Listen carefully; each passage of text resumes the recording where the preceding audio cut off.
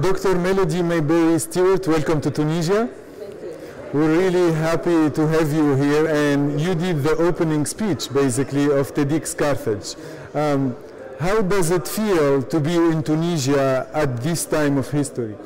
Well, I think when I received the invitation, it was just sort of, at first I just had to figure out, is this really true or not? Because it's such a historical time, and to be able to be here relatively soon after that is just phenomenal. And we watch these things from afar in the United States, and to be able to be here and enjoy the country and to see how everyone feels the freedom and the spirit is just wonderful to be a part of. Well, we watched your speech very closely, and we were very excited to see the message that you were bringing us from the United States, showing us that even in the United States things can be complicated.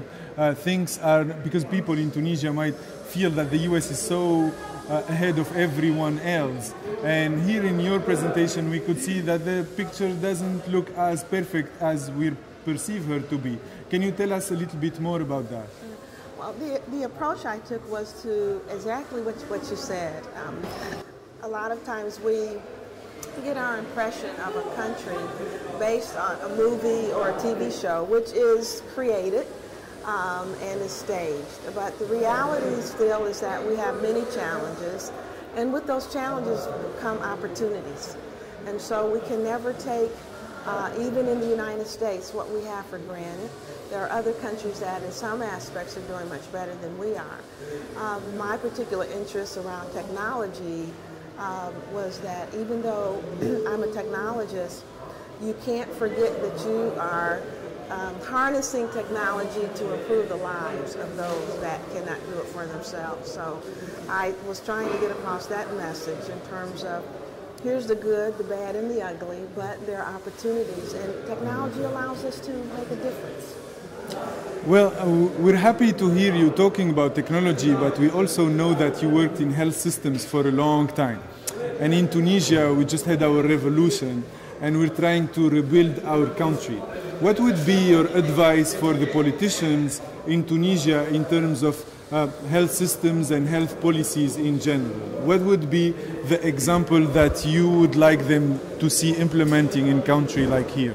Well, I'm not a politician, but having been a chief information officer in healthcare for 14 years, working for some of the best healthcare systems, I think that certainly, unfortunately, like a lot of other industries, whether it's financial services or transportation, they've invested a lot more in technology in the past. Healthcare tends to still be underinvested, underfunded in terms of systems that we can use.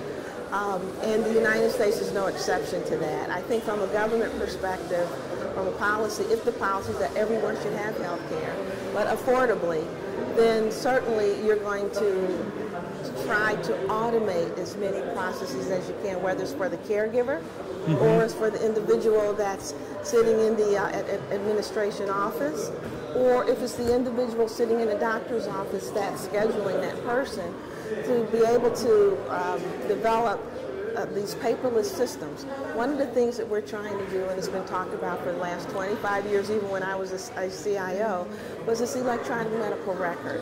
And it's more than just how do you capture the financial information.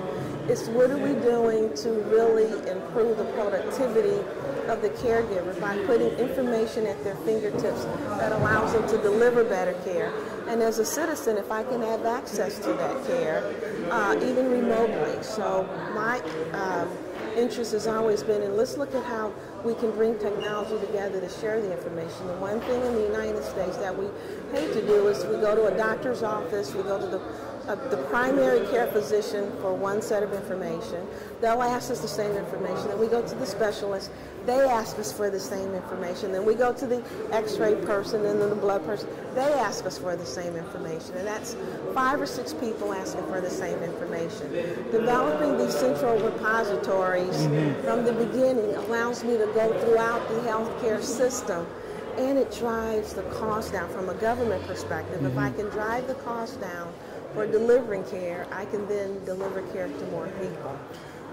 On behalf of TunisiaLife.net and of all the public health workers of Tunisia, I can only thank you for mentioning something we're also fighting for it here in Tunisia. So guys, if you're watching this, electronic medical records and health information systems are crucial for developing the health sector in Tunisia, knowing that now in every healthcare center in Tunisia we only use paper and pens, and that's something that we've been carrying since the last century, and it's time to open a new page. Well, absolutely. You know, bedside terminals have been around for quite some time.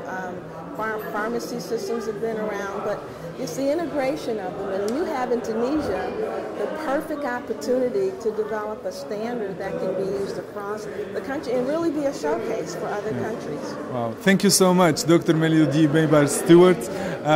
We're really happy to have you in Tunisia. Enjoy your stay, and you're welcome to come back at any time. Thank you. I'll look forward to it. I've enjoyed it. Thank you very much. Thank you so much.